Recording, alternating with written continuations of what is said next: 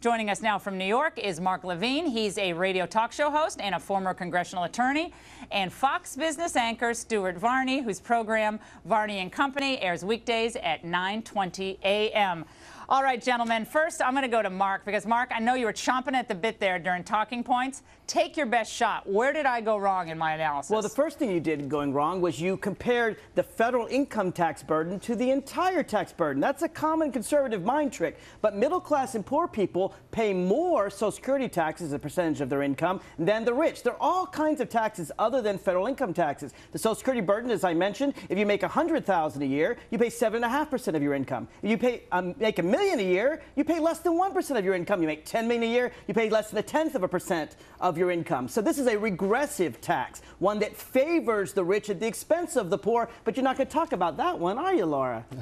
All right, so you think that the rich don't pay enough taxes. And just before we get to Stuart, what would the right top bracket be for you to make it all totally fair? I think if we go back to the Clinton years, a 39.6% bracket, you got to remember the economy was better in the Clinton years than practically any time in American history. We had overall expansion. The rich got richer and the middle class got richer and the poor got richer too. That's a fair burden. And remember, in those days we had a surplus.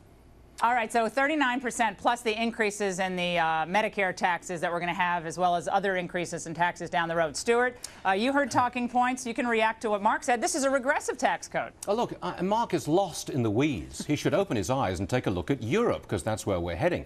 Europe is paralyzed with debt, subject to massive entitlement programs, a very high rate of unemployment, and riddled with anxiety.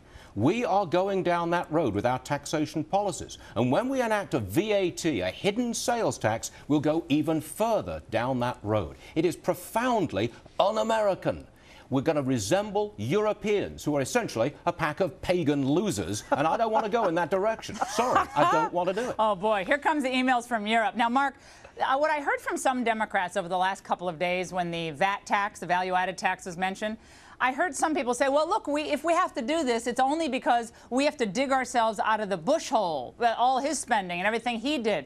Do you think that blame Bush mentality is going to work now into the second year of the Obama term? Laura, I don't know what Democrats you've talked to. I haven't heard a single Democratic politician propose a VAT tax. In fact, I'm only hearing it from people on the right, from Charles Krauthammer, from you, Monica Crowley.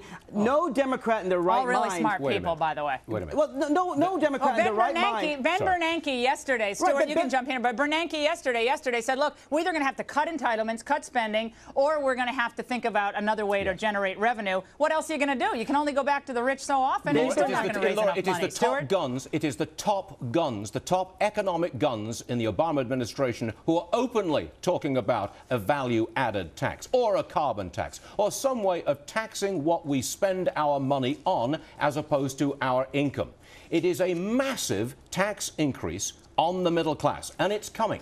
There is a deficit reduction commission that is currently sitting. It reports on December the 1st. Almost inevitably, it will recommend a consumption tax, and President Obama will go along with it and say, I didn't want to do it. I didn't want to tax the middle class. The commission made me do it. That's the road we are headed down. That's passing the buck. Hey, Mark, do you think it's actually a cool thing? I mean, just looking at, you talk about fairness, economic fairness, for half of the country to pay no federal income tax whatsoever? You think that's tax fairness? Do you think it's fair for a person who makes $10 million a year to pay virtually no Social Security taxes? Yeah, they made the money. Did they steal it or did they make it? At the end of the day, that's the kind of vilification of the wealth that has gotten the Democrats in the approval hole that they're in right now. It is a soak the rich mentality that is going to destroy the free enterprise system as we know it. What's the point of growing your business today? At the end of the day, all we're going to do is go back to the Clinton tax rates, which, need I recall, are lower than the Reagan tax rates. A lot of, Republicans praise Ronald Reagan. Not when you add the rest of the tax increases to it, Mark. Not when you add the other increases that are provided for